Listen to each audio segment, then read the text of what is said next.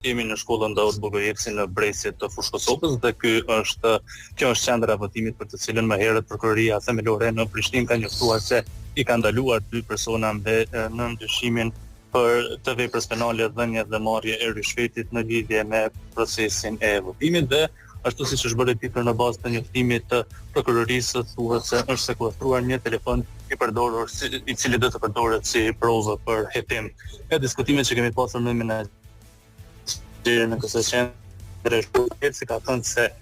në këtë qendër të votimit kanë ndodhur 2 raste gjatë ditës së sotme të fotografimit të votës, pra bëhet fjalë për këto 2 raste të cilat kanë njoftuar edhe prokuroria. Njëri rast ka qenë në orën 8:30 dhe rasti tjetër ka qenë në orën 10:30. Njëri nga ta besohet i ketë thënë policisë se dikush ia dha telefonin për ta fotografuar votën. Përndryshe në këtë qendër të votimit këtu në Bresje në Fushë Kosovë kanë votuar deri më tani 561 qytetar, ndërsa të drejtë vote në këtë qendër të votimit kanë gjithsej 4784 qytetar, pra që i bie që deri në këtë moment dalja ka qenë rreth 11% dhe kjo qendër e votimit ka gjithsej 5 vend votime.